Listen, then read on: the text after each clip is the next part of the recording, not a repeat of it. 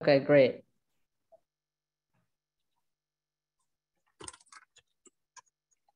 Okay. Good evening, everyone. Thank you so much for joining us. Really excited to be. I'll take it from there. Can you hear me? Okay. Really excited to be joined by the Parks Department, Borough Commissioner Marty Maher, Davey Ives, and Jim Morris from Parks, and Community Board 2. I believe we'll let Taya take it away after this, or the commissioner. But just want to say welcome. This is, an opportunity for us to learn about how to potentially bring dog runs into our communities. We've heard from so many constituents over the months about the need for space for our furry friends. And so I'm looking forward to the opportunity to learn a little bit more about the process together. And my office is here to answer any questions that folks may have as follow-up to this. And we'll be working closely with the Parks Department on any next steps that come out of this meeting. So feel free to reach out. I've got Andrew. I think I saw Jeremy, maybe, but I've got Andrew from my team on here. If there's anybody else from my team, let me know as I scan through. I see District Leader Shaquana Boykin is on the line as well. So really happy to have so many folks, and I'll let Commissioner Maher take it away. Thank you, Councilmember. So let me start out with thanking you, Councilmember, and Community Board 2 for sort of putting this together. And obviously thanking everybody that's here. You obviously care a great deal about parks and about pets, and that's why you're here. So thank you all for taking your time. I'm Martin Maher, I'm the Brooklyn Parks Commissioner. I've been with Parks for 38 years. I'm an animal lover. So I want you to know that we're here to work with you, with the council member, with the community board, in order to get you the information you need. I always try to tell the truth. I don't always tell you what you want to hear, but let me share some just general background since I've been around a while. So, dogs typically in parks need to be on the leash, and there are some places dogs aren't allowed at all. Playgrounds, zoos, bathing areas, pools and beaches, barbecue areas, formal gardens, sports fields, and sports courts. So those are places dogs are not typically allowed. We do have something in larger and mid-sized parks called courtesy hours, and that's where dogs are allowed to be off the leash between 9 p.m. and whenever the park closes, and from 6 a.m. to 9 a.m. That's typically places that don't have a dog run. And so those courtesy hours are pretty much universal. It's not just anywhere in the park, it's typically specific spots within the park. There's 3 locations in Prospect Park. Some of the larger parks have them. I've been working with Community Board 2 for a long time, so this is not something that is new. People have been sort of asking about this. So there's and I'm happy to stay and answer a bunch of questions. So dog runs are something relatively new. They really didn't exist 30 years ago.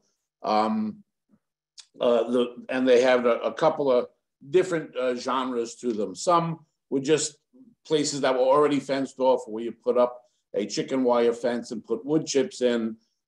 Some, then it started to become more developed in a capital project. We don't do the makeshift type anymore. There's a handful that are still out there. Initially, when they did them in capital projects, the nature of a dog run is that you do excavation, you tie into some drainage, you put up some fencing. There's a doggy vestibule so that you can open one gate without all the dogs running out, and then there's other gates that lead inside. There's typically 2 parts. There's a run that's larger in space for all dogs, and then there's typically one that's maybe 20 to 30% of the size for smaller dogs. And then, so you basically excavate. There's subsurface gravel that takes any of the rainwater and absorbs that. And then there's a surface material, and the surface material has changed over time. When they first came out, they used pea gravel, which was very good for drainage, but we were finding that dogs were getting it caught in between their paws. Then they started to use various iterations of stone dust. You'll also hear it called granite dust. And it's crushed stone, basically. It looks like a powder. Again, it drains very well, but when you have the July and August warmer months that are drier months, it tends to become very dusty. And then because all of our parks, whether they're dog runs or other things, get so heavily used, it gets compacted over time. So we have one or two, in fact, one of the dog runs in CB2, Willowtown, has had that where it was stone dust and it's just been so compacted that the drainage isn't happening. Then they use some other different materials. The latest thing that they use, and we have it in a few places in Brooklyn that we've started, it's called doggy turf. And it's basically like a synthetic turf type material.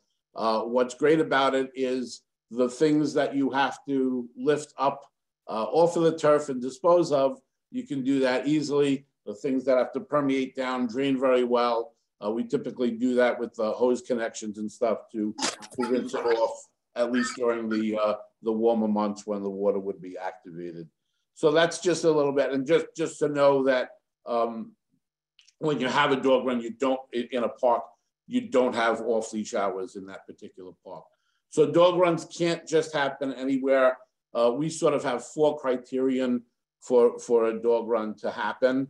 The first is having an organized group of dog owners to both maintain and to sort of police it, just make sure people are making the dogs behave and keeping track of the dogs and maintaining it. When I say maintaining it, I'm talking about the obviously, cleaning up after the dogs, keeping the place groomed. We typically have a water source. Our plumbers will turn that off, when it's gonna be fall for the winter, and then activate it and bleed it back on. So we're certainly not looking for the volunteers to do that. So you need an organized group to do that. You need the support of the community board and the community. We want to make sure that the board is endorsing it, but we also want to make sure that the people that are neighboring there are not going to object. Again, this is a relatively new thing. The third thing you need is a place that Parks agrees is an appropriate spot. And I mentioned some of the places dog runs don't happen, playgrounds and things like that. And like I said, I've been doing this a long time. I'm always willing to look at places that are suggested to see. And there's just a few sort of things you should know. A lot of people think, oh, well, dogs like trees, so a place with a lot of trees might be good. And that's not necessarily the case. 1 or 2 trees we can usually work around, but we see trees a little bit different. Most people see trees, you see the trunk, and you think you can build right up to that. We think of a tree as a big circle. So if you're ever standing at a tree and you look above, everything you see above it in the branches, that happens mirrored down below, and we call that the critical root zone. So you don't want to be doing any excavation or digging there because it could be a death sentence for the tree, and we're the protectors of trees.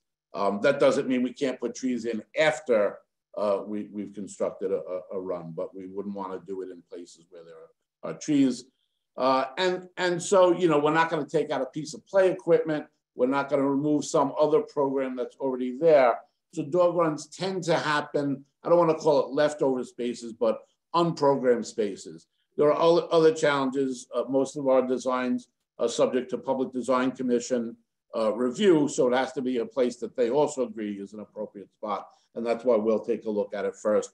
And then historic parks, it's always a challenge to try to get that through Landmarks Commission. So that's typically a landmark park is not generally.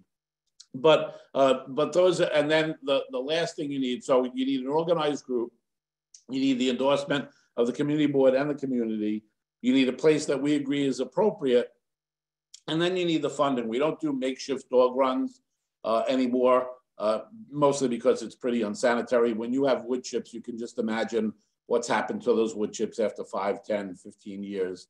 It's not a pleasant sight or smell. So we don't just do makeshift ones. They are done by a capital contract. They have to be designed and engineered and so on. And so you need the capital funding to do that. In my 38 years, I've never got to say, okay, we're going to fund this baseball field and this playground and this dog run and this building. we rely on our elected officials. In fairness to the council member, she has a lot of priorities in her council district. It spans multiple community boards.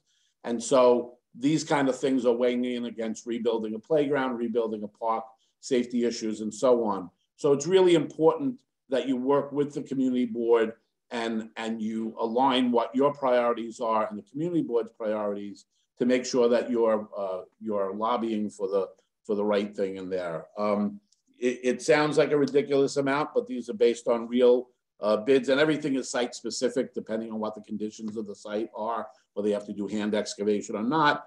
But the last couple of dog runs we've done are between $1 million and $1.5 million. It's in a capital project that's roughly a 3.5 to 4 year process from when the money is in to when we have the community input, the input meeting, the design and the engineering starts. There's a lot of reviews with these things. Then it gets put out to bid. The construction part is fairly cut and dry. It's about a year in construction for virtually any basic project, which this is. I know a lot of people are big fans of participatory budget. The amounts here are beyond what happens in participatory budget. So typically a dog run is not something you would see in participatory budget. And you can't use capital dollars to do repairs. It has to be a complete reconstruction. These things need to last quite a long time as well when you're investing capital dollars in there. So that's sort of the 101 on dog runs and dogs. You know, like I said, anytime there is a suggestion of a place where I'm happy to go out myself and take a look at it and give you feedback, whether it's through the community board or through the council member's office, that, yeah, we agree you could probably fit a dog run here, or no, that's not really going to work in that particular spot. You know, and sometimes there's things you just don't see. You know, there may be trees or trees planned for a specific spot. You're not going to take a garden or a plaza area, you know, that's used for public transportation and so on. There's also places where you have, you know, we're in New York City, so you have subway infrastructure. You know, you may not be able to do that there as well. And there's all kinds of other things that we would be looking at as well. But I'm always happy to go out and take a look at a spot and see if it'll work or not. And so that's sort of the basic stuff. I know there's a 1,000,001 questions out there, so I'm happy to take any questions. Let me just pause to see if the community board or the council member have anything to add to what I've said just now. I would just mention from a budget and priority perspective that, you know, if this is something that that people feel really strongly about, and, you know, I would say with 61 folks on the line, it's probably something a lot of people care deeply about, then please let our office know. You know, we determine our priorities from you all, from the community. And so if this is something that you want to see prioritized, you know, obviously we've got to hit all of these requirements and make sure we can find a site, a suitable site. But if it's something that that you'd like to see prioritized in a future budget, then please do let us know, and we can make a note of that. And there's some questions. I don't know. I think what we're going to do, Davey, are you going to read questions out of the chat? Cool. Yes, I'm happy to, and maybe Taya, if that's all right, we'll start with the questions in the chat. So please, everyone, just dump them in. Also want to say hello to some other folks. I see Rosamund Fletcher from Fort Greene. I see Barbara from the Community Board 2 Parks Committee. I saw Dave Barker and Camille Griffith from my team. And then I also saw Hannah Basio and Carmine from Partnerships for Parks. So thank you guys for joining. So I'm going to start at the top of the question list, and then we can go down from there. So Rosalind White, I think going back all the way to 7:13 p.m. The question is, what would you say is the best turf to use for dog runs? How long does it last before needing to be renovated? So the doggy turf is fairly new. Our chief operating officer is from Philadelphia, and they've had it used very successfully there. It's not the same stuff as synthetic turf that you see on sports fields. You know, sports fields are subject to wear and tear. So so the ones we're just doing are 2 and 3 years old.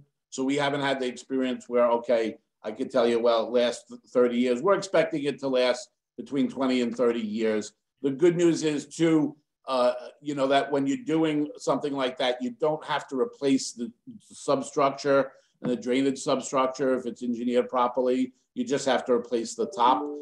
We're finding with synthetic turf sports fields about every 15 years, and that wasn't the way it started out. But you're talking about real rough housing, you know, football and soccer and things like that. Doggy turf is not quite the same as that. So we're expecting 20, 25-year lifespan on that. Great, thank you for your question. Rosalinda asked, how do we contact Mr. Maher? Rosalinda, you can email us at our BK special events link. So maybe Jim Morris from my team, can you put that in the chat? But if you follow up on that, I see Taya also put that there. Next questions, Lindsay Cohen. Is there a summary of the requirements Martin just went over somewhere on the parks website or elsewhere? Just wondering for future reference. So I don't know that there is such a summary. Again, I've just been doing this too long, so it's sort of ingrained into my head a little bit. We do have a new commissioner. There's sort of a dog task force being formed. So they're sort of looking at best practices across the whole borough. I don't know who the dog czar for parks is going to be. I can be your dog czar for Brooklyn. I get nervous halfway across the Brooklyn Bridge. So I don't speak Bronx or Staten Island or anything like that. But I'm always here to help you in Brooklyn and you know, to tell you where we're going. But it's pretty simple. It's an organized group. It's approval of the community board and community. It's an appropriate site that Parks agrees is appropriate, and then the funding to build it. Those are the basic sort of simplified. That's the Reader's Digest version. Go ahead, Dave. Thank you. Okay. Vanessa writes, why is there a rule/law that you can't have a dog run in a park that also has off-leash hours? Park like Prospect Park is huge. Why can't we have both? So in Prospect Park, you probably couldn't have one at all because it's a landmark park. I think you also have to talk to the dog owners themselves. Some prefer the off-leash hours. We had funding in 2 different parks. We had funding in Irving Square in Bushwick to build a dog run. And we went to the scope meeting, and half of the people wanted it, half of the people didn't. And people that lived near the park were opposed to it. People liked the off-leash hours. So the money got reappropriated somewhere else. Similarly, in Brower Park, there's been off-leash hours there. There was discussion. We had a big forum maybe 4 years ago there with the people at Brower Park. And while there was a small coterie of people that wanted a dog run, the majority of the people that really used the park did not want a dog run. And so that died. So I think it's mostly out of experience. You know, places like Prospect Park, you couldn't do it because of its landmark status, similarly with Fort Greene Park. But aside from the technicalities of the landmarks law, if you went and talked to the people that enjoy the off-leash hours, you know, they would probably be opposed to it as well. But again, we're here to work with you to find what we can do, not so much what you can't do. You know, and it's tough. I realize, you know, Community Board 2, it's very dense. There's a lot of development. There's a lot of residential, and there's a lot of business and commercial stuff there. And there aren't a lot of places. And then the handful of places that might be by the BQE, which who knows what the game plan for the BQE is going to be. So, you know, I realize that it's challenging, but I'm always happy to look at suggestions. All right, great. Maybe I see that we have a very special guest joining us, the chair of Community Board 2, Chair Singletary. I don't know if you'd like to say hello. I know you got another meeting to get to as well tonight. Hello, Mr. Singletary. Hey, Commissioner Moore, how are you? I'm doing David, okay. thank you. Well. Good evening. So I'm actually thankful that we have this collaboration again, you know, through Councilmember Hudson's office and with the Parks Department. You know, clearly it is important for us to be in a welcome community for all animals, whether it be human beings or four-legged animals. And I like the fact that we're having this dialogue and this conversation to the extent that we can continue this collaboration and communication.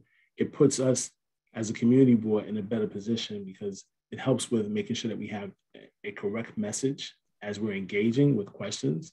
And Commissioner Moore, I do want to take a moment to highlight you because you've been someone who has always been in the spirit of collaboration, particularly when I think about the days when you were walking through the Walt Whitman houses and the Ingersoll houses, making sure that the picnic area and all of the areas were correct for the desire of what the community wanted and not having it pushed down. So in that spirit, I hope we can continue that with this.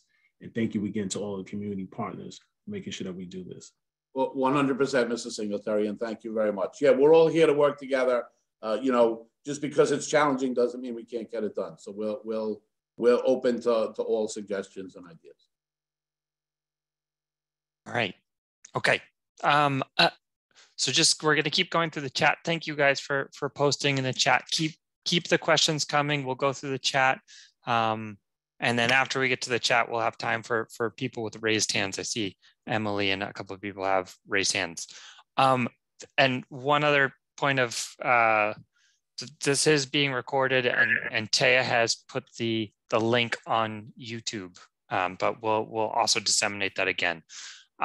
Okay, next question from 716. Margot asks, are there too many trees on the berms around Grand Army Plaza that currently are gated off and inaccessible to the public? So there's a number of challenges there. I don't want to go into like individual sites. If you have a suggestion, we'll visit it. Just off the top of my head, Grand Army Plaza is above MTA infrastructure. There are many, many trees within those berms around there. There is some capital work happening there. I'm pretty sure that none of those would really qualify for dog run, but I'm happy to take a second look. It may also have the same landmark status as Prospect Park, because Grand Army Plaza is in fact the entrance, the main entrance to Prospect Park. So I'm betting there's a landmarks issue. There's probably a tree issue. There's probably an MTA issue. I'm happy to take a second look, but I'm pretty sure all those challenges I just mentioned would make that not an ideal place at all. All right. Thank you. Just to sort of sum up, I'm not going to go through every site here. You know, if you have sites, email them to us. We'll look at it and get back to you on that. So you don't have to give me suggestions here. There's a lot of people here. I don't want to waste anybody's time going through individual sites or Google mapping it. I'll take a look at any suggestions you have. Great. Okay. This is Chana. Apologize if I didn't get your name correctly, but Chana Balk asked a long question, so it might be a multi-part question. The 9 p.m. hour ridiculous. 9 p.m. hour is ridiculous as most people want to take their dogs off leash in the late afternoon, early evening near Grand Army Plaza. There's no legal spot to take dog owners. Their dog owners are forced to take their dogs to Mount Prospect Park, which has become a makeshift dog run where we continually keep an eye on when the Parks Department comes to give tickets. And then it's a scramble to grab your dog and get them on leash. It's simply not fair to dog and dog owners in this neighborhood that have to risk a $100 fine to allow our active dogs to run. We need a legal spot. I'm going to cap it there for the first part, and then we'll come back to the second part about the question. So one of the sort of challenges in New York City, in Brooklyn, we have 877 park sites, and there's places for exercise, there's places for reflection, there's places for sun tanning, for swimming, for kids play, for dogs play, and so on. The challenge is trying to balance all of that, and, active sports and all the other things. I can understand that people might not agree with the 9 o'clock, but that's the reality of what the courtesy hours are. It's 9 o'clock till closing. Parks have 2 closing times. It's either 10 p.m. or 1 a.m. So that's a fairly long span there. And the other is from 6 a.m. until 9 a.m. And those are typically before a lot of people are coming out to using parks. I'll certainly bring that feedback back, when we're all 5 boroughs are sort of working on this task force. But I don't see a lot of change happening to that. And again, whenever there is a dog run, that doesn't apply. Dog runs can be used whenever they're open. All right, Commissioner, the second part of that question too. is why not fence off a part of that space that is already acting as a dog run so we can legally allow our dogs to do what they need to do. What space are we talking about? I'm assuming it's Mount Prospect, but I think it might be good to just address why we can't just put a fence up and call it a dog run. Yeah, we don't do makeshift dog runs anymore. For a dog run to happen, it has to have those 4 things that I talked about, so that you have it proper, so that there's drainage, so it's sanitary. We're not just going to put up a fence where dogs can just go and do whatever they want. Those days are over. The handful of places where they're sort of grandfathered are not working out well at all. We just had to do some major work at McCarran Park and Von King Park for those reasons. And again, it's stopgap work. We've told the dog owners there that we should really be lobbying together to get funding for a proper dog run. So we're not going to do any makeshift dog runs. Yep. And I think that the last part of that question is also about making sure it's the proper size. I know that Domino Park has a very small dog run. So I don't know if you want to talk about sizing of dog runs. I don't really want to get into specifics. When someone has a site to suggest, we'll look at it.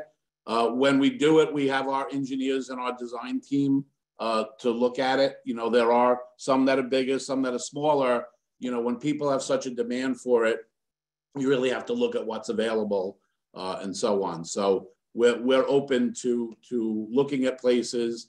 Like I said, it's not going to supplant other activities. We're not going to take out a basketball court or a cricket field or a baseball field to put in a dog run, but we'll certainly look at spots that people suggest to see if they're appropriate or not.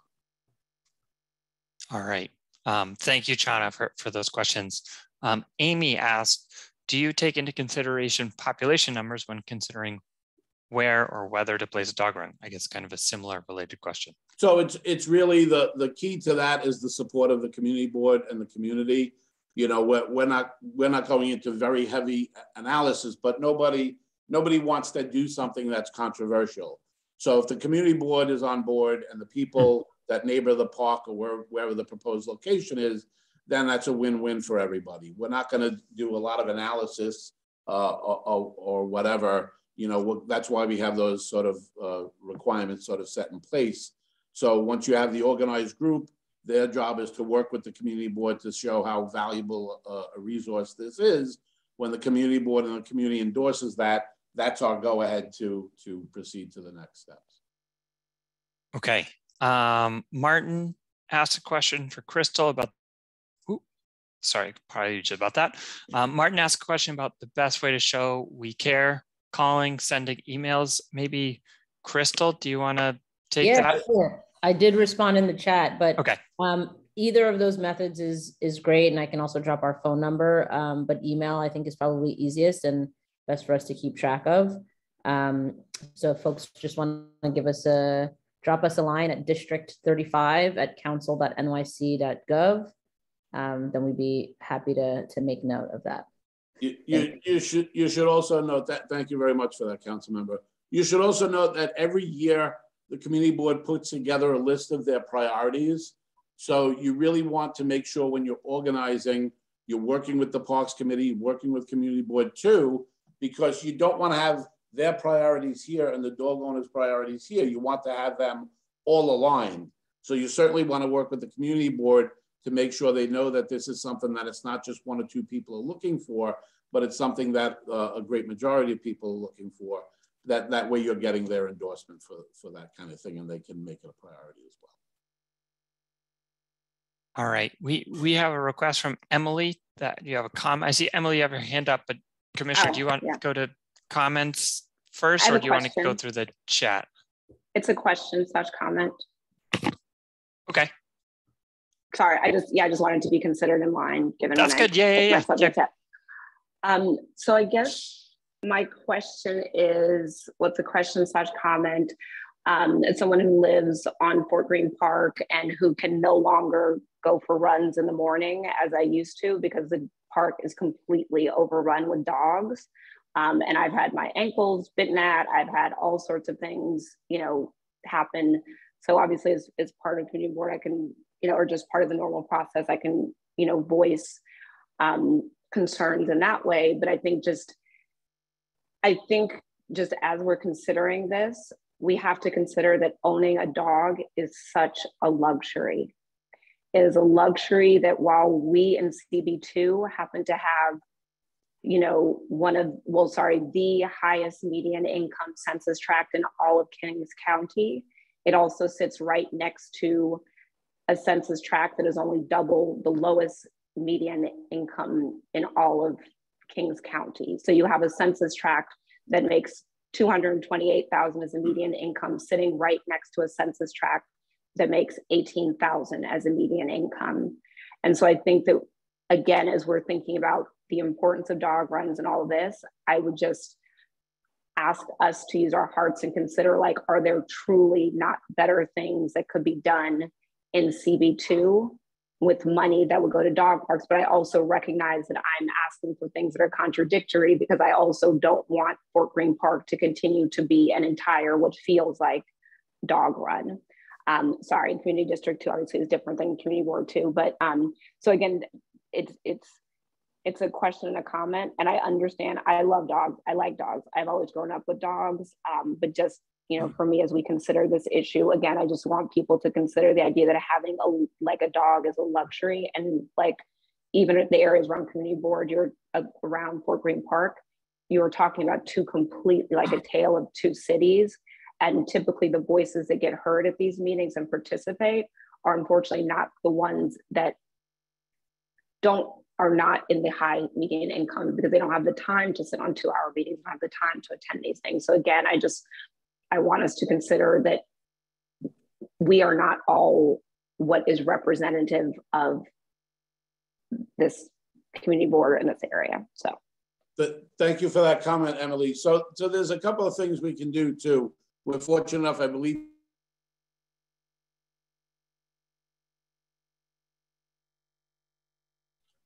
Mr. Maher? Was you frozen, Davey? Oh, it looks like they're all frozen. Is the parks oh, Jim, you're yeah, so we work in a building that is from the 1850s, and there's sometimes tech problems. So the fact that both Davey and Commissioner Maher are frozen right now would likely explain that. So let me, I'm just going to continue. Obviously, Marty and Commissioner Maher is leading the charge in the questions. Let me just look at the chat and make sure in the meantime. I'll just address Emily's comment. Great, thank you, Councilmember. I appreciate that for not blowing past me. Thank you, Crystal. Yeah. Just before you get to the next one, you know, and obviously those are great points, and I think it's always something that we need to remember and keep in mind. You know, we are a very, very diverse district. You know, you mentioned some of the income discrepancies and disparities, but our diversity spans, you know, not just income, but, you know, educational background, household, makeup, race, you know, ethnicity, all of those things. And it's always really, really important that we be mindful of that. And, you know, for my office in particular. Yep, Marty's on it. Never mind. You know, we try to do our best to bring all voices to the table and to make sure that everybody, you know, is informed about what's going on and has an opportunity to express their opinions. You know, and I would also say that there are plenty of folks living in public housing that have dogs, you know, and who may have an interest in a dog run. And we're here to just, you know, make sure that that we just figure out what the options are and what the process is. I think your points also about being a runner in the park are very well taken. I think, you know, part of, you know, my interest in talking about dog runs and figuring out a more formalized space for dogs is because of that, right? And because we're using spaces that aren't or weren't initially meant for dogs to be in. And, you know, and it's sort of like a makeshift, you know, I would say long-term temporary fix, right? Like it's not official. It's not a formal dog space. And that's why we do the hours that we do, the early morning and late at night, so that the rest of the, you know, people enjoying the parks can do just that. So I appreciate all of your comments. And I think, you know, that's something that we should all, I challenge everybody to sort of hold that, you know, as we move through all of this work and thinking about what is most beneficial to all members of the district, because the needs and the concerns vary greatly. And it is important that we always, at least from my perspective and my office, we always center the people with the greatest needs, and we center the people who are most marginalized. And so, you know, thank you for your comment. And it's something that we're always thinking about. So thanks. Sorry about that, folks. I got booted off somehow, but back. Were there another set of comments or questions? Hey, Commissioner, I think we were still, I also got booted off. Just another plug for 1% for the parks so that we have internet during working meetings. I was going to say that your budget ask for the office, we talked about that, and I'm with you. You. We got to get you some upgrades over there. You know, the meeting we had a year ago, Davey was on the roof with semaphore flags taking questions. So this is we're all in for 1% of the park. Yeah, this is an upgrade. I don't have to wear my aluminum foil helmet to make it work. So, okay. So I think we're gonna keep going. Thank you, Emily, for your comment as well. Okay, moving on. Steph Aronson, on finding location, I assume it has to be land owned by the Parks Department or by NYC government. So yes, we can't do work on private property. That doesn't mean you can't have a rich uncle build a private dog run somewhere. It's sort of something that we inherited in parks. I'm not sure why it's not the Department of Environmental Protection, because that is more sewer related anyway. But yes, it has to be a Parks Department property. I don't even want to get into acquisitions, because I've been around a long time, and acquisitions take a very, very long time to happen. And anytime they find out the city is the buyer, the price all of a sudden escalates and so on. So yes, in considering sites, we would be looking at New York City park sites. Great. Okay. Martin Leonard asked, thanks, is there any way to get access or be considered for the quote new dog run task force? So the new dog run task force isn't a citizenry thing. That's the parks folks working together to figure out what works in Staten Island and Brooklyn and Bronx and so on. So thank you for your offer. You can always give me input. I have a feeling I'm going to be hooked onto it somehow, just being around a long time. So I'll bring your thoughts and comments and stuff to that when that happens. All right. Chana asks again, is there really a dog run getting made at the new development at Vanderbilt, Dean, and Atlantic? I would maybe turn it over to. Yeah, I can. Yep, cool.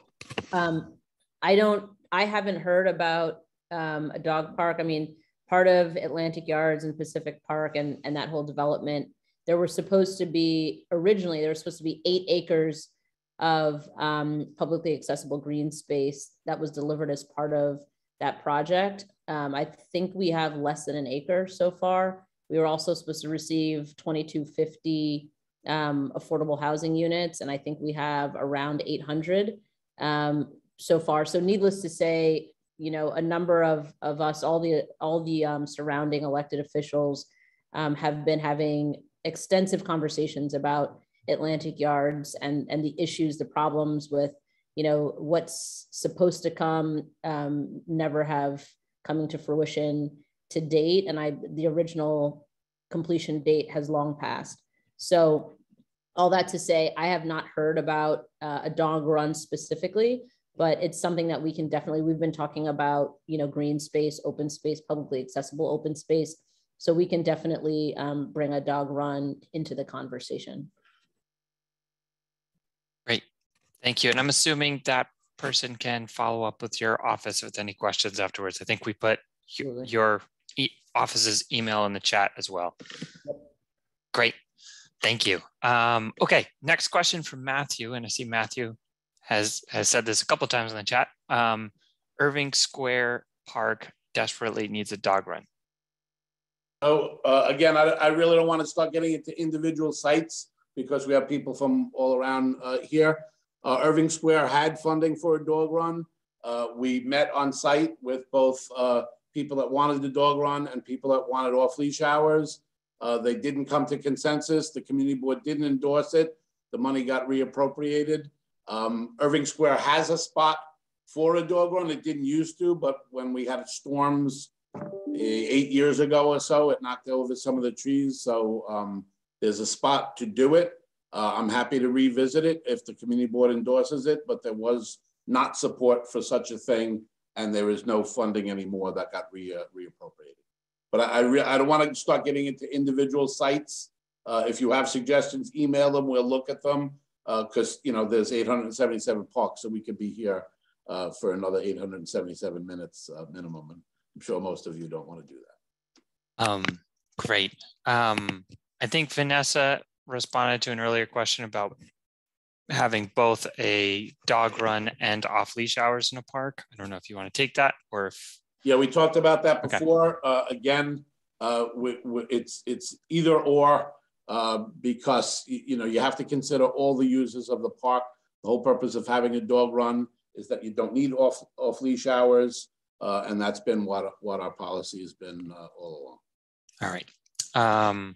Scarlett asked, with recent renovations to Herbert Von King Dog Run, some Parks Department employees and community members have come around telling dog owners who are on leash that they are not allowed to be walking in the grass, but only on the sidewalks or in the dog run. I see nowhere on the park's website that says dogs can't walk around on leash all throughout the park. Is this true in any way? So dogs are allowed to be on leash in Von King Park, not in the playgrounds, not in the performance area, but certainly in the other spaces that aren't athletic fields, they're allowed to be on leash, not off leash though. Great, thank you. Okay, Leonard asks, we have huge community support and a friends group already in place at University Place. Dog owners and walkers use the undeveloped grassy site daily. It would be a pleasant addition to the highly developed and developing area. As I said, I'm not going to go into individual sites at this meeting. Can I just ask one quick question though? Is that on what? Well, okay. We Leonard, if you University Place off Lafayette Avenue. Since we're talking about it, it's not a good place for a dog run. The Design Commission would never approve it. It's right above the subway infrastructure. There's trees that are slated to be planted there, so it's not a good spot. But again, I don't want. There are dog. Okay, I'm gonna go to the next question.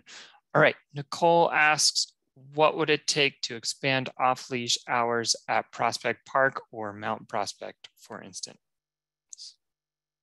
I don't understand expand off-leash hours. To have more locations.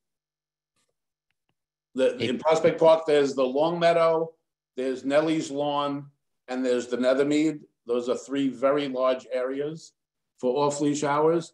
I believe Mount Prospect does have off-leash hours, not obviously not in the playground, but again from 6 to 9 and from 9 to whenever it closes. Yeah. Okay. Brian asked, the concentration of dog runs in North Brooklyn versus District 35 is a shame. If we listen tonight, we can take action and find a way to make this work. I don't know if that's a question or a comment, but I think this meeting tonight is probably a good first step.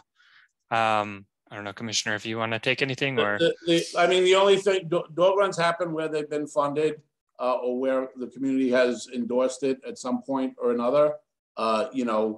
Even the makeshift ones, communities have sort of made us have them there. We continue to tell people to lobby for appropriate ones. There's been no plan or scheme that says, okay, we're going to get all the dog runs in this thing. It's a fairly new thing, and there's been no, it's only started to become a science in the past 20 years, but they didn't exist 30 years ago. I've been here for 38. All right. Rosalina asked, why are the fences of the runs so short? higher fences should be best to keep everyone safe inside and out.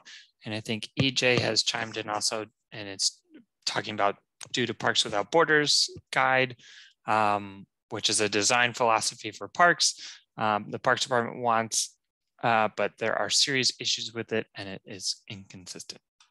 Yes, so dog runs have varied from 4 foot to 5 foot to 6 foot. And I think one of the things we'll be recommending when we do meet internally is to sort of standardize that. We don't really do chain link anymore. They're starting to do steel picket, but that doesn't always work. We've actually had conversations with a doggy psychologist, believe it or not, when we were building Owl's Head dog run, which is not a terribly good design either. But we've gotten a lot better than this over the years. So we'll take that comment and pass it in as well. Okay.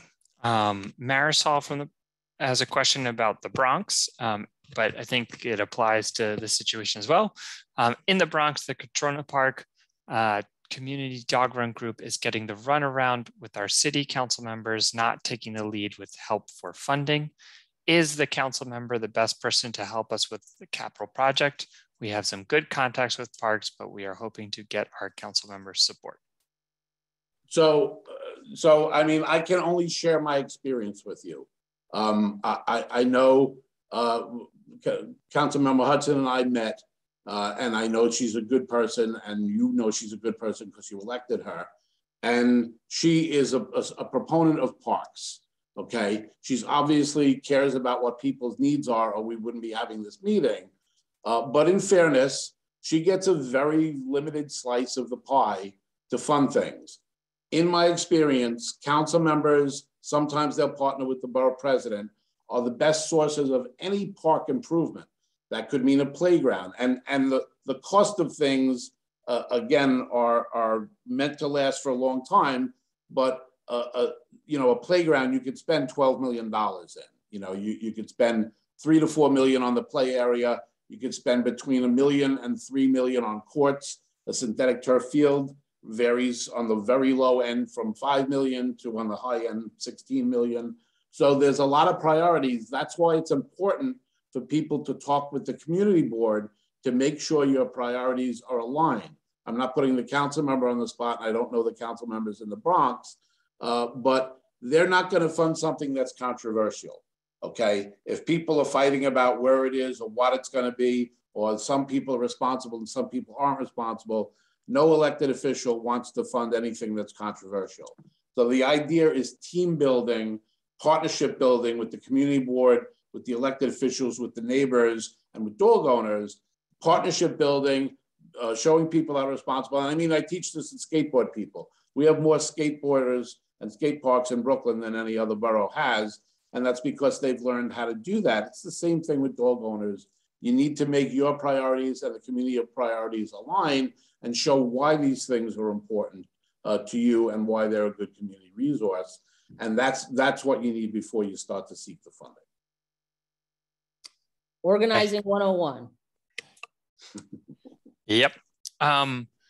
This is a specific one about Carroll Park from Shari. I don't know if we want to go into it, but well, we sort of said we weren't going to do specific stuff. Okay. So Carroll Park doesn't have a dog run and it doesn't have off-leash hours, and we'll continue to do target enforcement with the limited resources we have. Okay. Rosalind asks if Mr. Maher is responsible for Brooklyn, who would be the equivalent dog run expert for the Bronx? Well, the Bronx commissioner just got promoted to the first deputy commissioner. Iris Rodriguez Rosa is mi hermana. She is a wonderful person. She's now the #2 person. So stay tuned and we'll find out who the new Bronx commissioner will be after they do some interviews. But Iris Rodriguez Rosa is an amazing person. We're very fortunate to have her as the first deputy commissioner. And Larry Schoons, who is the chief operations up there, he's been around for 37 years as well. So Larry is certainly a good resource as well. All right. Anna asks, how can we address extending courtesy off-leash hours, 7:30 a.m. to 9 a.m. to an area of the park? no construction or build out is necessary. Talking about different sites in Carroll Gardens. Speaking about, I guess we are another. We sort of answered that. We're not doing makeshift dog runs, and we have to consider all users of the park. So we're not going to be extending dog run off leash hour times. So I think there are a lot of Cobble Hill, Carroll Gardens folks in the chat as well. So I think maybe coming together in some sort of finding a site that works. When we get public place, one of our requests of public place is that it has a dog run as part of it. Okay. I believe CB6 has several other dog runs as well. Okay. I think we're getting a lot of site-specific questions. So would it be okay to go into a couple more? Sure, we already crossed the bridge. So. Yes, okay. So Sarah Ivory is asking, there's a little park at Underwood Playground, which is enclosed already and locked. It is already enclosed. Why could that not be made into a dog park? Parents I'll take a look, but the title of the property, Underwood Playground, says it right there. We don't build dog runs in playgrounds, but I know the area she's talking about. It's sort of a landscape garden-esque area, but I'll take a look. I can't imagine it makes sense, but I'll take a look. Okay. And I know someone from that park just reached you out. Respond then if you're going to pick some parks and not others. To actually select all parks, you can't just like cherry pick which ones you want to. Do you have a suggestion for one? We wrote about Carroll Park. You didn't want to talk about it, but you're speaking about other parks. So it's just unfair that you're actually picking which ones you feel comfortable addressing. Carroll Park doesn't have a spot for a dog run. Why is that? Because it has an athletic field, it has a playground, and there's no room. I've been to Carroll Park many times. Doesn't have room. So all the other unused bocce courts, side courts, grass, rock, all that area is unused or not appropriate for a dog run? I don't think you have enough space, correct. And then you need the other things as well, which you don't have. But I don't think that Carroll Park, I don't think the Public Design Commission would approve it, and I don't think you have enough space to create a dog run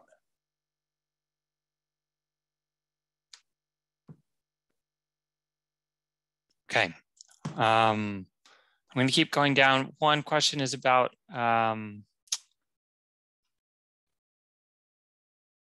we had a couple questions. Sorry, I'm just trying to check. I'm only at 726 in the chat right here. So I'm going to skip to Scarlett's question and I'll come back and scan. Besides attending community meetings, what are the steps for turning a, quote, makeshift dog run, quote, into a capitally designed run? The same as I described. You have the organized group. You have getting parks to agree it's an appropriate spot, getting the endorsement of the community board and getting the funding. A lot of makeshift dog runs, by the way, is not the location that we would build a permanent design dog run. Certainly not in McCarran Park. That place has a lot of trees and is not a good place for a dog run. But the place in Von King is, but there's not a lot of makeshift ones left. But yeah, what it's the same thing you need for a capitally constructed dog run, all the same things. Yeah, so I was just specifically talking about Herbert Von King, which you came to talk a couple of weeks ago, and you had said that you had deemed Herbert Von King as an acceptable site to be considered a capitally dog run. So I just wanted to make sure that I understood the process of the next 5 to 10 years of getting us to be a capitally designed run. I was on the budget meeting earlier with the PACS committee here in CB3, and they said, that because they're still working on the arts center, that we aren't going to be getting the funding anytime soon for Herbert Von King, and that we just won't be considered. And I just wanted to know how we start the process of being considered. So, I mean, you certainly need the endorsement of the community board, but you also need the endorsement of whoever's going to fund it. The previous council member actually asked for an estimate, and I think we actually have, if memory serves me, it's $1.25 million or 1.3 or something like that for that particular spot to become a dog run, but you still need the endorsement of the community board. You also have to understand CB3 has a lot of playgrounds. It has more playgrounds than any other board there is. So, I mean, there's a lot of priorities that are not dog runs that are there. So the challenge is to get people to convince them otherwise and build that team and build that partnership. Commissioner, I think maybe if we could take a comment from one of the two people raising their hands. They've had their hands up for a long time. So maybe EJ, if you want to unmute yourself and ask your question.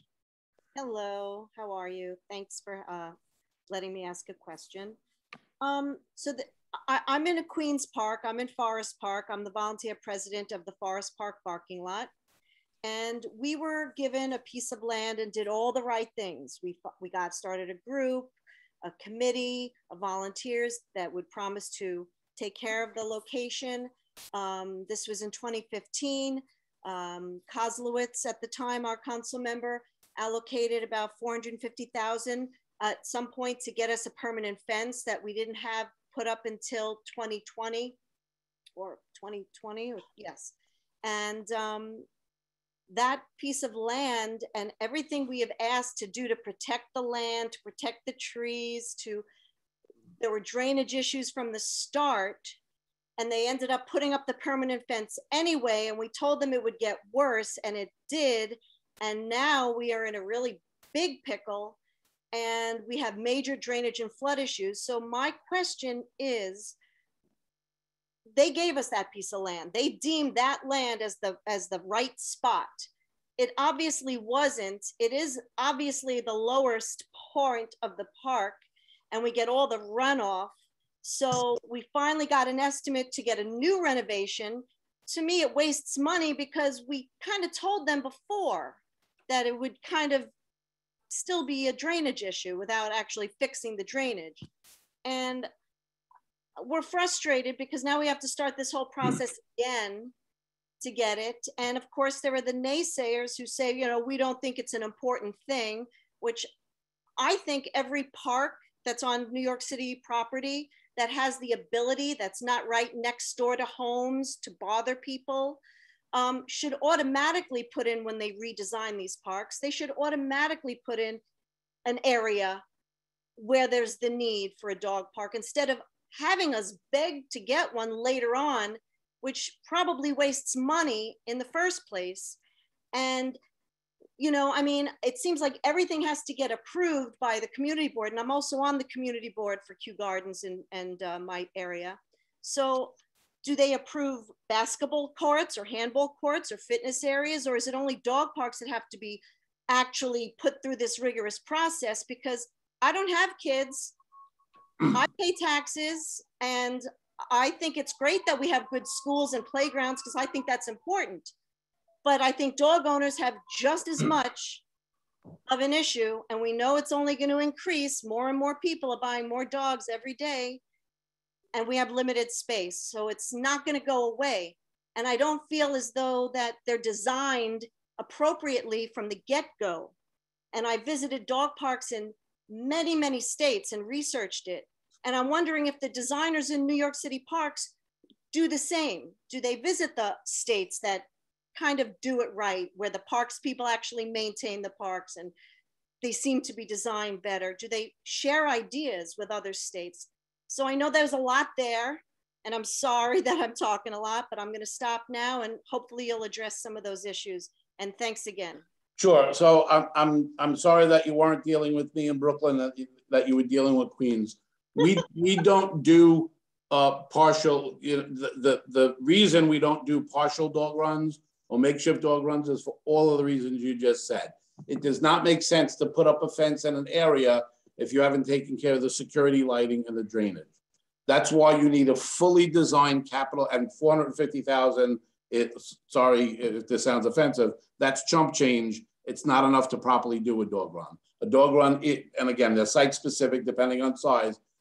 In today's dollars, they're roughly $1 million to $1.5 million. It could be larger if it's bigger, but that's roughly and that's based on real bids. I listened to you, so I'm trying to respond to you. Okay. So the same thing applies to whether it's a playground or a basketball court or a cricket field or a baseball field. The Queens Commissioner or I never get to say, this is what's happening, this is what's happening, this is what's happening. It's whatever's being funded, and it's whatever the community board is prioritizing and whatever the elected officials are funding. I don't have a checkbook that says, all right, we're doing dog run next, then we're doing the beach, then we're doing this. I wish I did. I've been here for 38 years. I would love that. But it's what people align as a priority to do. And yes, when we are doing a baseball field or when we're doing a playground, we have a community scoping meeting and the design gets reviewed by the community board. And if it's a very drastic change in the design, it gets reviewed by the Public Design Commission, and it gets reviewed by our own in-house people to make sure it does have drainage and it can be maintained. So all those things are supposed to happen, that you got a piece of property people have asked me, can we put lights at this makeshift dog run? And I tell them, no, we can't, but you should lobby for the whole thing. So you're getting the lights, the drainage, the fence, etc., at the same time. So anytime you're doing a dog run, you don't want to do it once, twice, 3 times. You want to do it once and do it properly. I'm sorry that you didn't get that guidance back in 2015 or whenever it was, but that's the issue. There's a lot of people here from CB2 that want to talk about their specific places. So I hope that answers it. And there is no makeshift way to fix that. They are correct. You need to completely redesign it and start. And I don't know if that's an appropriate place or not. I'm not familiar with that particular area in Queens. But Mike Dockett is a colleague, and he is a very good and public-oriented person. So he'd be worth having a conversation with. But again, it's not just Mike Dockett's priority and your priority. It's what the community board wants and what the funder is going to fund. And Queens, like Brooklyn, like Bronx, like everywhere, there's a list this big and there's this much dollars coming in. So it's the trick is getting enough partners to convince that it's the biggest priority to do. Right. Martin, I'm going to turn over to one more question from the chat and then I'll come back to you, okay? Rosamond asks, how can we encourage new developments in Community Board 2 to pay for dog runs? So the City Planning Commission, and that there are, depending on the size, I've had a little bit of experience with this. When there are new developments, there are various requirements for housing, for support structure, for drainage, for schools, and for open space. Many times the open space can be privately owned public space that the development runs. They also have the option of turning it over to parks and giving us what's called a trust and agency account. We can't take any new property on without staff and resources. We're bursting at the seams just trying to maintain what we have. But there's something called a trust and agency account where a developer can, I'm making up the number, can put $1 million and the interest from that $1 million pays for 2 staff members. Again, I'm making it up. That has happened when there's zoning changes. It's happened at Gateway Development down in the southern area in East New York, in New Lots. And it's also happened in Greenpoint, Williamsburg. We got 1 or 2 properties in Brownsville when there was a rezoning in Bushwick, Brownsville area. But it's the exception, not the norm. And again, they need to have public meetings and so on. So you could imagine people, kids want the playground and skaters want the skateboard park and baseball players want the baseball field and soccer players want the soccer field and cricket players want that. So the idea is, again, to work with the community board and the community to make sure you have an inclusive list of what those things are. But that's a fairly rare thing to happen, and it depends on the size of the development. And this is not my forte, but like if you're just building one building, I don't know what the zoning requirements are. If you're doing a major development, that's a requirement. The best people to speak to is the City Planning Commission on that. And oh, go ahead, Rosamond. I was just going to say, so 2% for parks so that parks can manage them publicly, right? Listen, I'm not going to say no to 3 either. I've been around a long time. I can do amazing things in Brooklyn with 3%. Because I love the idea of developers paying for the capital projects and then parks managing them. That would be awesome. Free money is my favorite kind, but I don't want to get just a place rebuilt and nobody to maintain it. Exactly. That's the clearest way to disaster. We have got to have people, and I'm very proud of the Parks team. How they got through this, the pandemic the past 2 years is on blood, sweat, and tears solely. And I don't want to jump up on a soapbox here. I'm very proud of the Brooklyn team for what they've done, but we can't pull out one more weed. You can't plant this much grass because I can't cut it. Yeah, and just to echo your statement, you know, I think everybody can appreciate the really hard work that the Parks Department, and I would also include sanitation on that. You know, people feel like, you know, our streets are dirty and the trash is everywhere, but we have to remember and understand that the first agencies to be cut during the pandemic were parks and sanitation, and these folks still came out day after day doing their jobs, and they did a marvelous job. And you know, that's now on me, incumbent upon me to work with my colleagues and try to make sure we get parks up to 1%. So thank you, Marty, I would say, and your team across Brooklyn for helping to maintain our parks. I just wanted to add really quickly, Rosamond, because I really appreciate the question. My team, we're actually working on trying to launch a community engagement plan for development, and essentially, you know, just doing things differently than they've been done, and in a way where community really has a much larger role in what we see in terms of land use and development moving forward. And part of that process is finding out what people want to see. And, you know, so if a dog run or privately owned, it's called POPs, privately owned public space, are what's, you know, desired, then those are perfect, you know, bargaining chips in the negotiations when developers come into the community boards and talk to community about what it is they'd like to see. Those are very realistic and reasonable demands that the community can make to say, you know, we want to see this type of space, and we want to make sure that we have the funding available for the Parks Department to maintain and operate it. And Councilmember, just a trick from being along, don't say you learned this from me, but when you ask for 3% and they only give you 1 3/4%, you walk away and say, "Oh, okay." Don't let them see you smile until you're in the other room.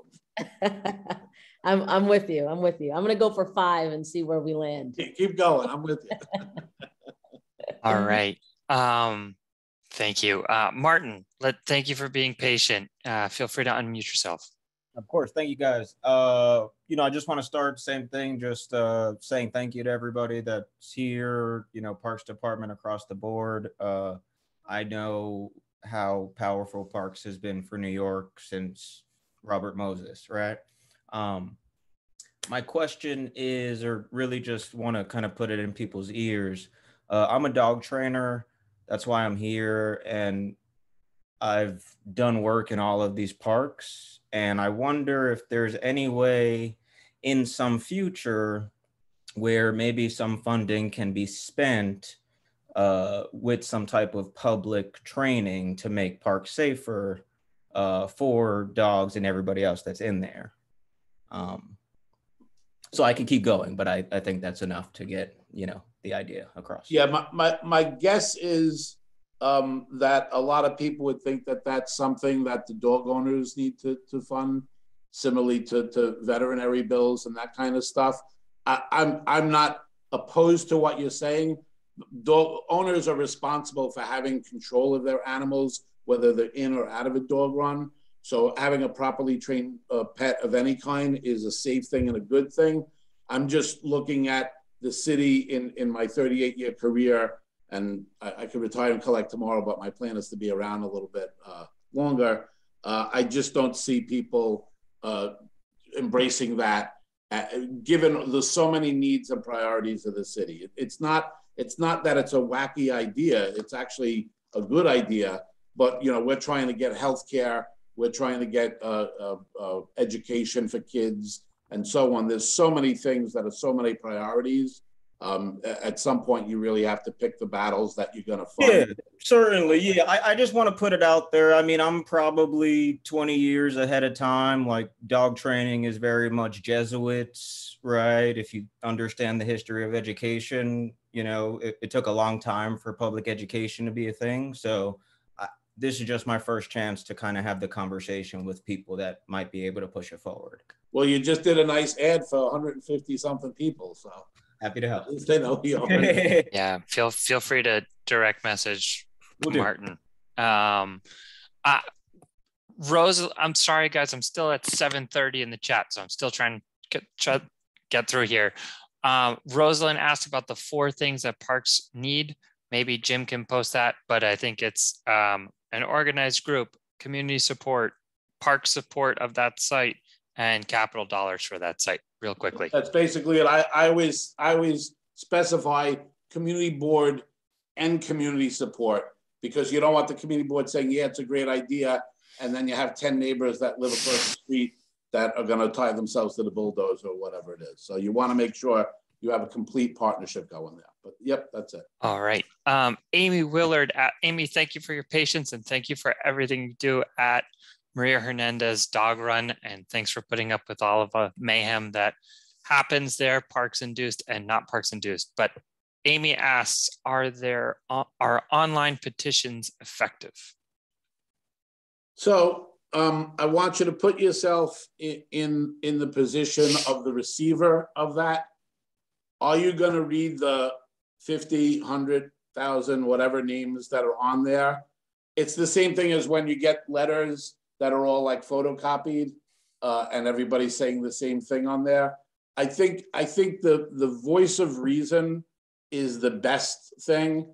So if you're going to a community board meeting, you know, you want to make sure that there's time to speak to the Parks Committee, or sometimes it's the Open Space Committee that have different names. You want to ingratiate yourself with that team and show that it's a need. And you know, you could show up with a few people at that, and you want to attend those meetings and support and find out what the way things is. I just don't see petitions and redundant letters as being, and I've gotten tons of both over the years. You know, and you know, if you're sending it to the mayor, it's going to get filtered down to my desk.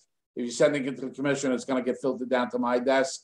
You know, if you're sending it to the council member, Andrew Wright's going to be dealing with it, and he's going to say, Marty, do you want a copy of these? You know, so I think just being reasonable people and building the partnership and building the team network and aligning yourself with the community board and the elected officials, I think that's a much more powerful way of doing it. And when you have an event, always let an elected official speak and hold the kid and get pictures. I'm just teasing, Councilman. Okay. Brian K asked about, I think, when priorities are set, which month. Again, we are at 7:31 in the chat. So this was from a previous part of the discussion. Maybe Taya, do you want to just mention when Community Board 2 puts its priorities together so that dog run owners can, or activists can, organize and champion their own park? Sure. The Statement of District Needs and Budget Requests is due to the city around Halloween every year.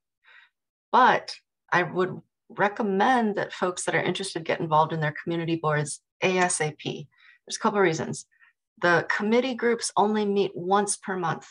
So that means they're only meeting 10 times per year because they're on summer recess in July and August. So just start coming to the meetings. I actually had just typed in the chat, all community board meetings are open to the public and they are required to hold time for new community business. So anyone at all can come and give 2-minute speeches. The best use of that time is to present a really clear ask and a request to be added to a future agenda for committee discussion.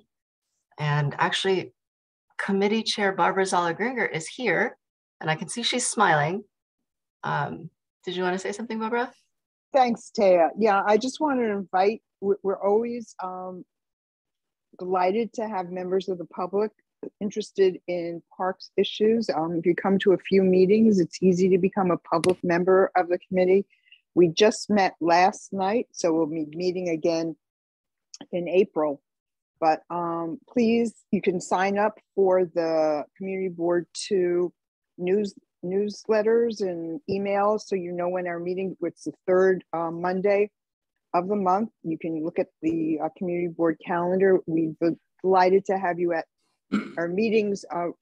Contact the district office ahead of time if you have something that needs to get on our agenda. And Marty, thank you so much for doing this tonight. You look terrific, great haircut, and thanks for all the info. It's good to see you. Thank you.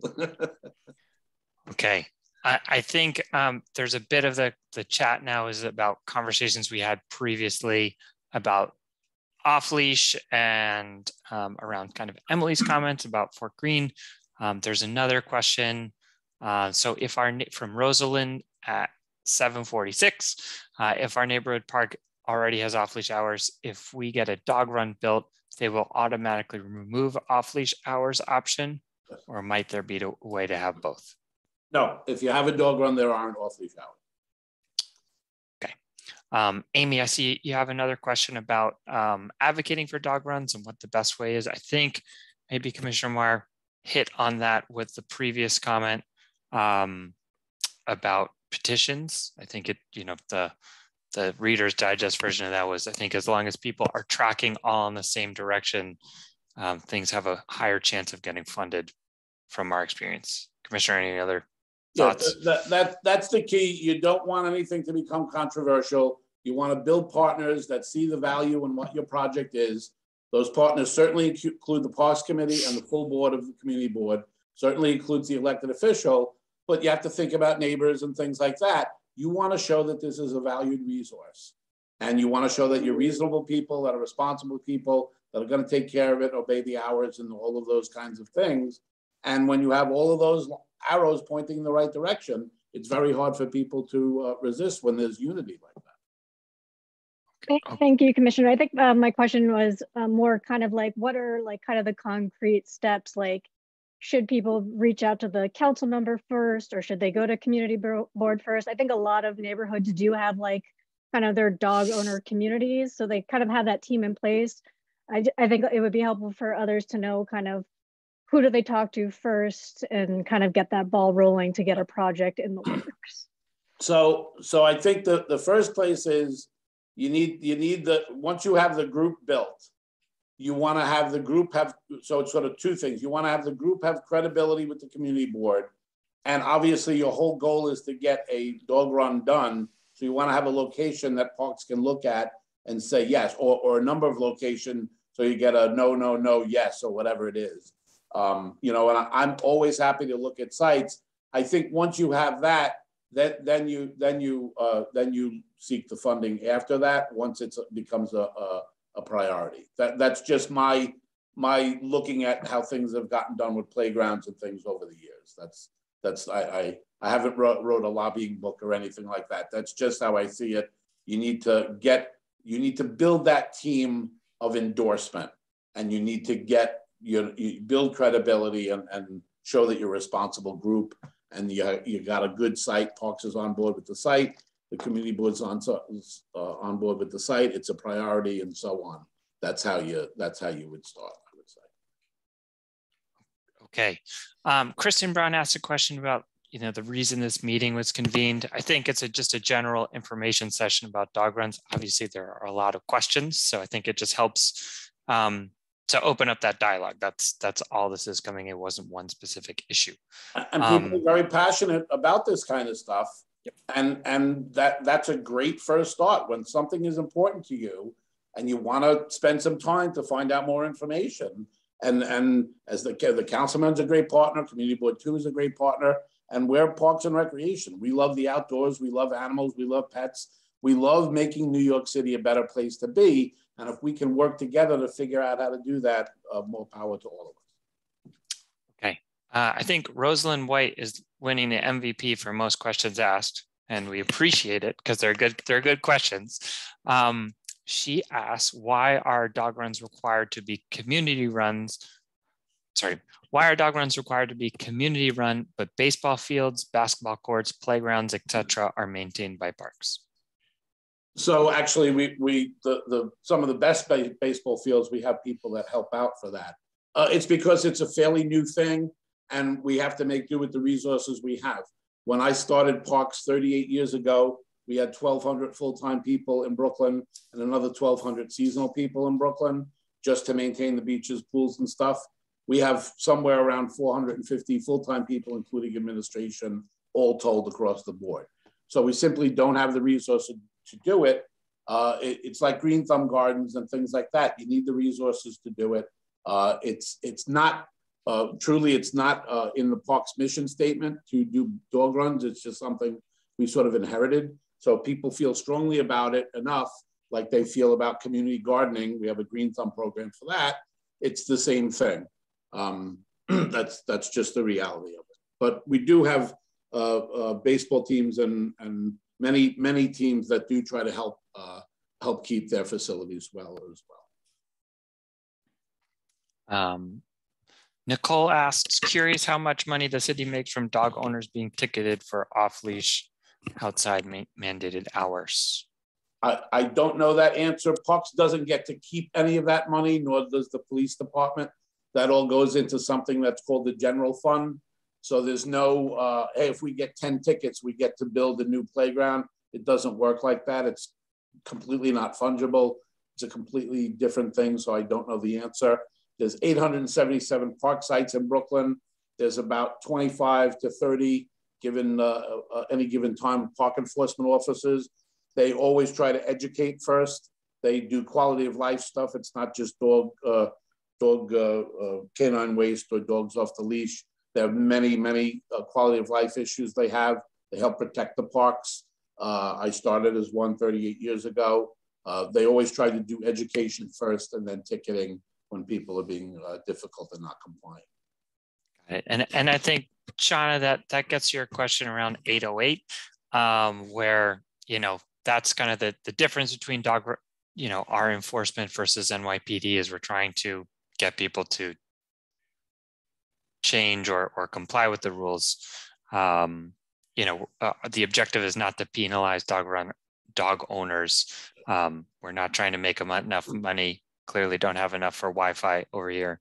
So yeah, we're just trying to make sure that spaces are fair for everybody.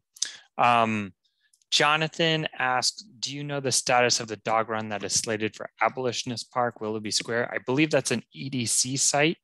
I don't know, Taya or Council. Yeah, it's not a parks facility. Hudson, if you know anything about the status for that.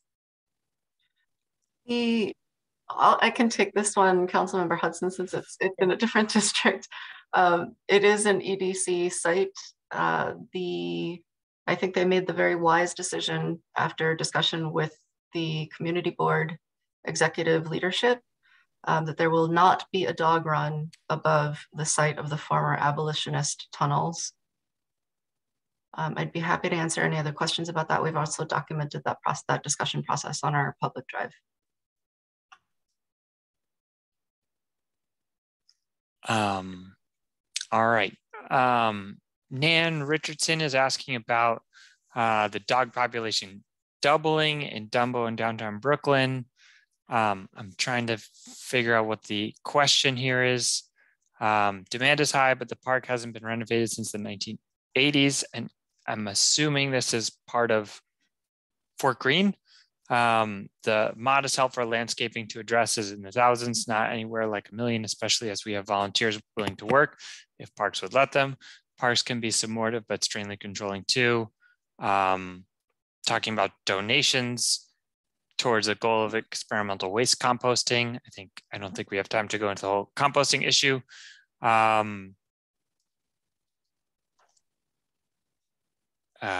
Came back saying, some of these activities couldn't happen in parks, and please some flexibility from parks is needed to empower the willingness of volunteers to fill gaps. So maybe, Commissioner, you want to talk about volunteer in parks?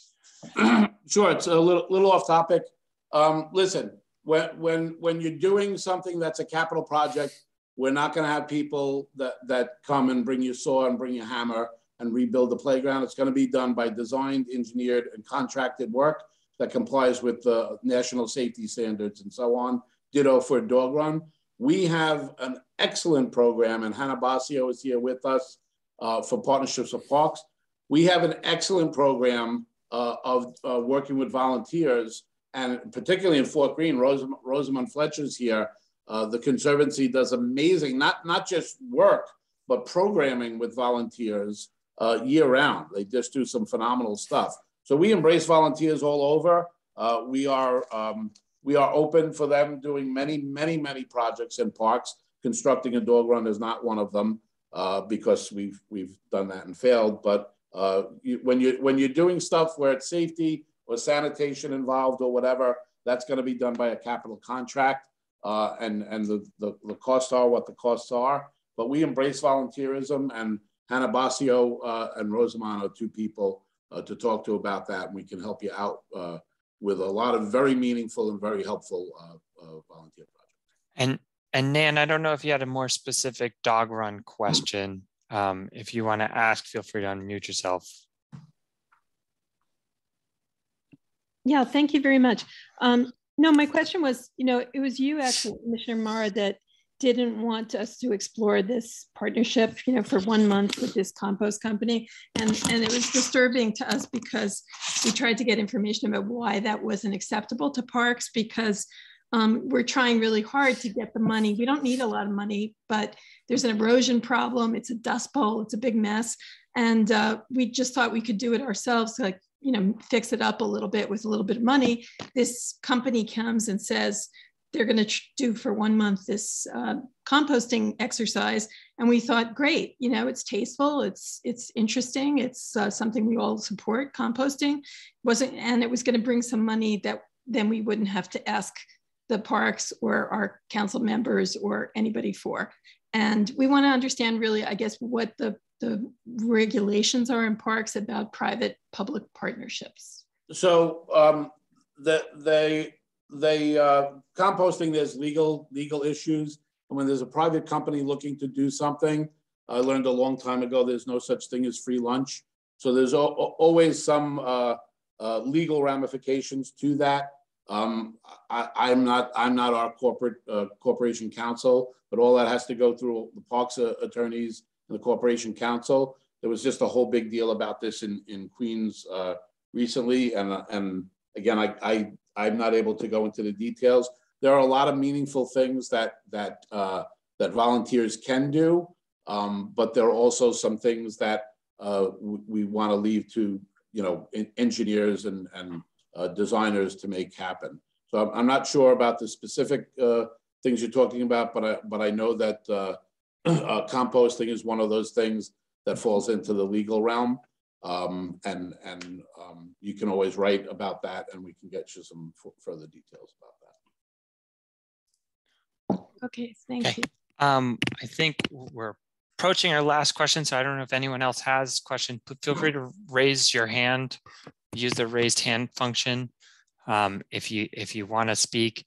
EJ asks, why doesn't NYC Parks hire some outside people who know more about dog parks than their own people for the task force?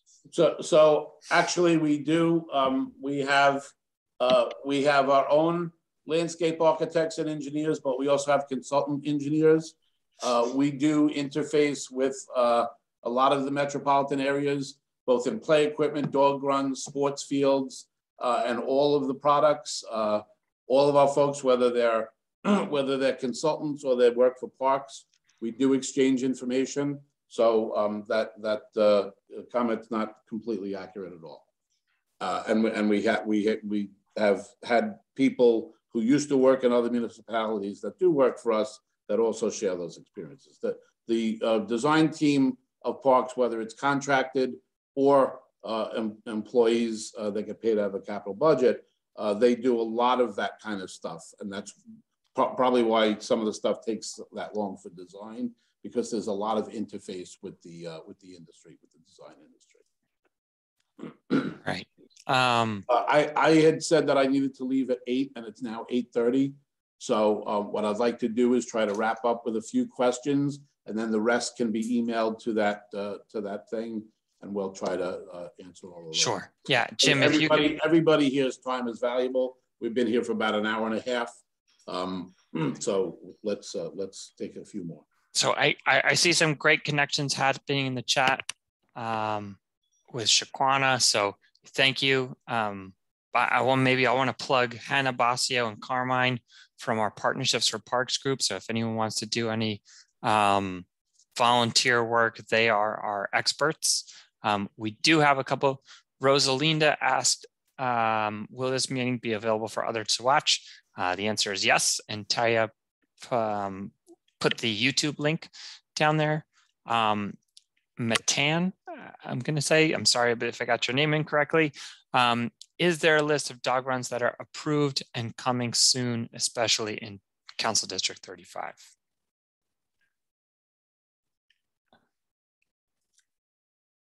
I can say that there is an approved list on the website, on the Parks website. There is, yeah, council member, did you want to say something? What is that? I see the question. Sorry, just wanted to make sure I caught it. Is there a list of dog runs that are approved and coming soon? So I don't know, Commissioner, do you want to take that or? Sure. So any list, like you said, David, would be on the website.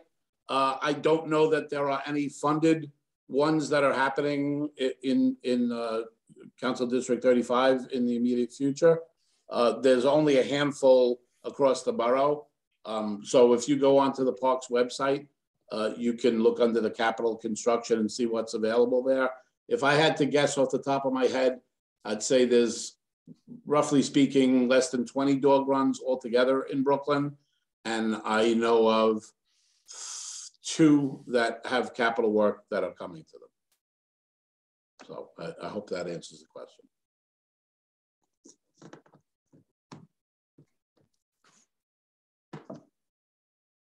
Okay. I think we've cleared all the questions that are there in the chat.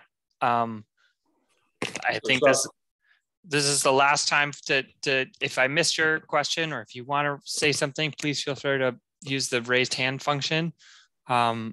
Otherwise, I would maybe turn it over to Commissioner.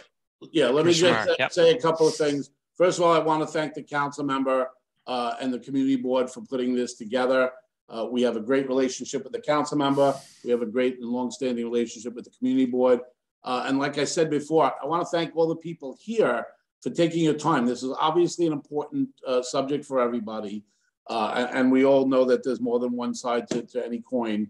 But for you to taking time and getting more information, and like I said before, I will not always tell you what you want to hear, but we'll always be truthful to you. And we really do want to work with you to see if there's a way that we can find a place that works and is acceptable for everyone. So I just wanted to thank folks for coming out, thank the council member and the community board for organizing it, and my staff, of course, and Anna. I think Matthew has snuck his hand up at the last moment. Matthew, if you want to just maybe be the last question, and then we'll call it an evening, and then we'll also give you all the email addresses again if anyone wants to follow up with questions. So Matthew, if you want to unmute yourself. Can you hear me? Okay, cool. I figured it out. Yeah, you said, sorry if you answered this question already, but how do you go about getting community board support if you already have the other things? So we did talk about this before, but all the community board meetings are public. You want to first start with the Parks Committee. Not every board, it's called the Parks Committee. Some it's the Open Space Committee or whatever. Barbara Zella, the chair of the CB2 Parks Committee, is here. We've had a great partnership for a long time. And then other folks on the community board are here. So you want to attend the meetings. You want to make sure you're understanding what their existing priorities are. You want to try to build a teamwork with them so they understand what the dog group's priorities are. And you want those priorities to align. It's about building partnership. It's about building teamwork. It's about getting unity of cause to it. Any project, whether it's a playground, baseball field, dog run, or whatever, you want all the people agreeing on the same thing is important. If you have 2 people here that say cricket fields are important, two people saying dog runs are important and two people saying playgrounds are important, nothing's going to happen. If you can organize and get people convinced that your cause is a good one, that's a good first step. All of them, they're very friendly people on the community board. I've worked with them for a long time. So you want to go to those public meetings, get to know what their priorities are, make your priorities and the group's priorities known to them, and then work with them as a team to take the other steps. And on that, I'm going to say thank you very much, council member. Thank you so much for being a great partner. Community board 2, thank you for being a great partner. And folks, God bless. Thank you all for coming today. Thanks, everyone. Thanks, Commissioner. Thanks, Community Board 2. Thanks, Taya, for keeping us honest in the chat. And have a good evening.